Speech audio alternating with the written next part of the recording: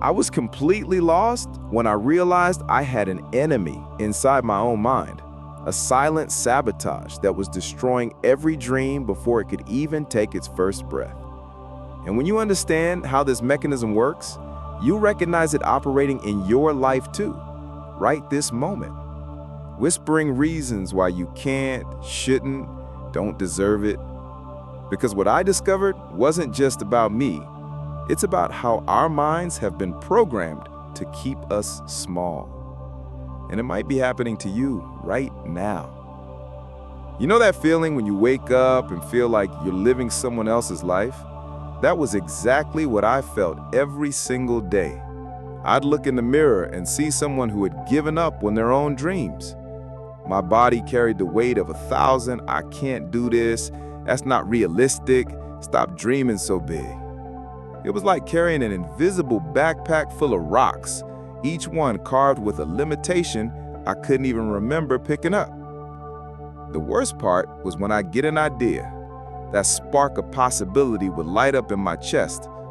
For a few seconds, I could see myself achieving it, growing, becoming more. I could actually taste victory, feel that tingling of excitement running through my veins. But then the voice would come. Always the same internal voice. Who do you think you are? You don't have what it takes. Be realistic. Remember what happened last time you tried something like this? And I believed it. My own brain would talk me out of trying before I even started. It was like having a hater living rent-free in my head, working around the clock, finding flaws in every possibility, assassinating every dream in its cradle. I found myself trapped in a routine that was suffocating me. Even when opportunities knocked, and they did knock, something inside me would find 1,000 reasons to say no.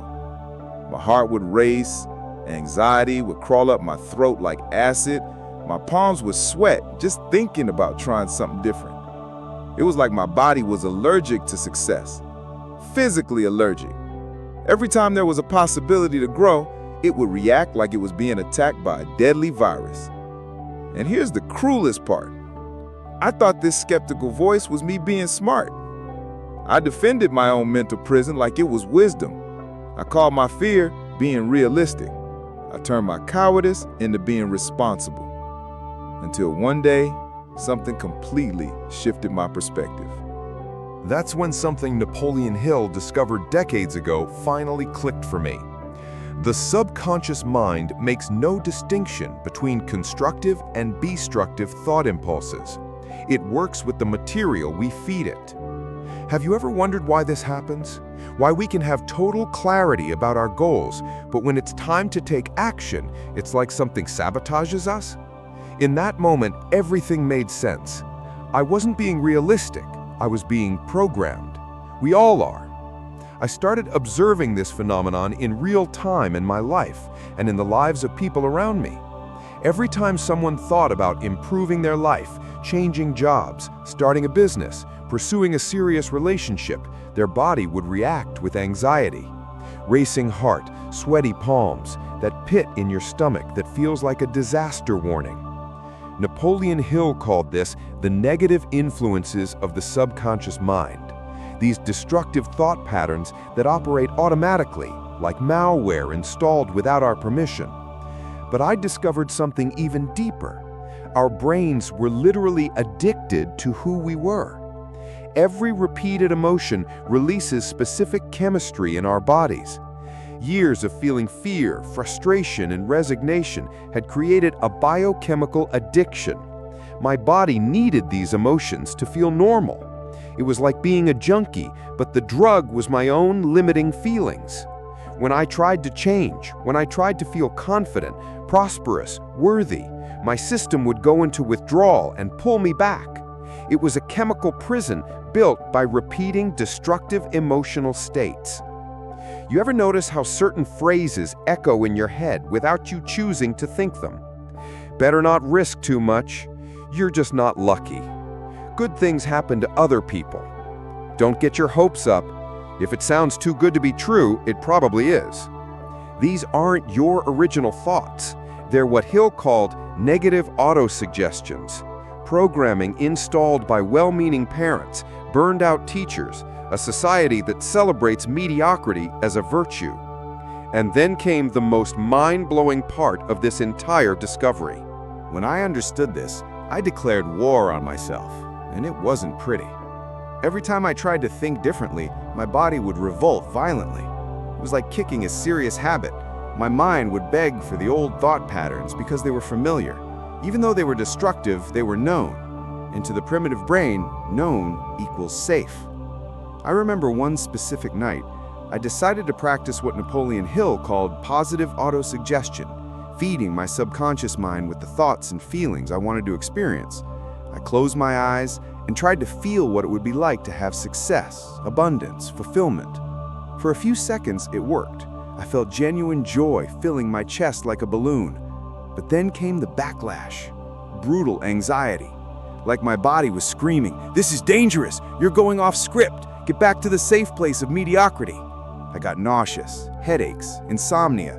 My entire system was rebelling against the possibility of being more.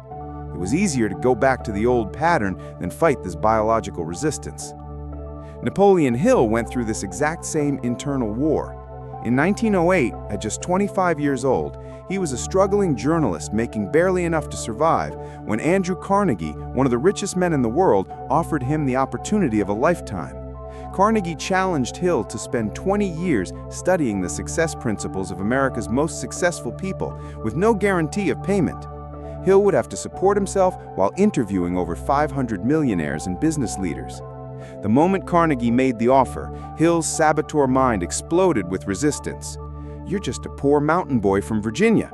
You don't have the education to interview these powerful people. 20 years with no guaranteed income? You'll starve. Who are you to think you can unlock the secrets of success?" Hill later revealed that he was terrified. His heart was pounding, his palms were sweating, and every logical part of his brain screamed no. But then something deeper kicked in, what he would later call definiteness of purpose. After exactly 60 seconds of internal struggle, Hill said yes. And for the next 20 years, every time he faced rejection, every time he ran out of money, every time people called him crazy for chasing this impossible dream, that same saboteur voice would return. "Give up this foolish mission. Get a real job. You're wasting your life." But Hill had learned something crucial. That voice wasn't his intuition or wisdom. It was fear, masquerading as logic.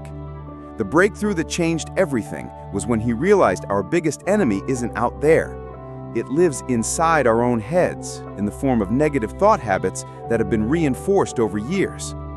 I realized I was literally fighting years of conditioning. Every "you can't" I heard as a kid had become a neural pathway.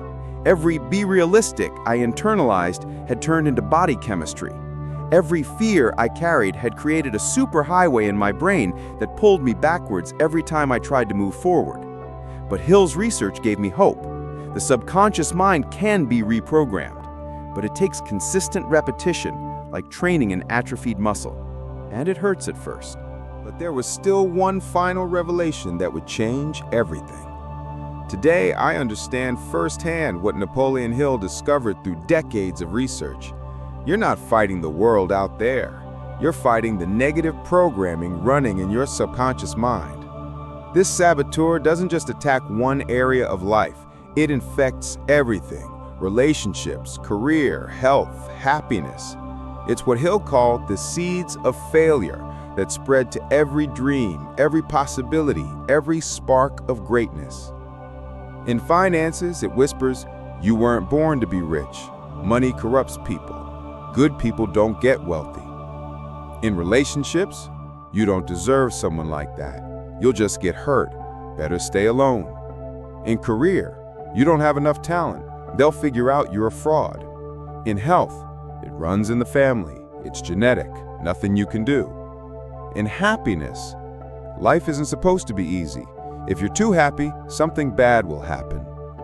It's an integrated system of self-limitation that operates 24/7, systematically sabotaging any attempt at evolution. But here's the liberating truth that Napoleon Hill proved and that can change your life right now. You can reprogram this. It's not about willpower or temporary motivation. It's about feeding your subconscious mind new instructions through consistent, emotionally charged auto-suggestion. Hill discovered this principle studying Andrew Carnegie, Henry Ford, Thomas Edison, and hundreds of other successful people. They all had one thing in common: they had learned to master their own minds. Look at your life right now. Where are you sabotaging yourself? What dream are you killing before it's born? What voice in your head is convincing you to stay small? That voice isn't you. It's what Hill called negative influences, old programs running on autopilot, mental viruses installed by past experiences, inherited fears, beliefs that aren't even yours. Right this moment, as you listen to this, your internal saboteur is already working. It's whispering, "This won't work for me. I'm different. It's too complicated. You've tried to change before and it didn't work." Recognize that voice? That's exactly the one that needs to be silenced. That's living proof that the saboteur program exists and is operating inside your head right now. Napoleon Hill spent his entire life proving this. Whatever the mind can conceive and believe, it can achieve. But first, you must silence the voice that says you can't conceive it, don't deserve to believe it, and will never achieve it. Your new self is waiting on the other side of fear. The only question is, will you let the saboteur win one more time? Or will you start applying Hill's principles to win the war for your mental freedom? The choice is yours. It always has been, and it always will be. If this video opened your eyes to something you never noticed before, hit that like button, subscribe to the channel, and comment, "I identified my saboteur."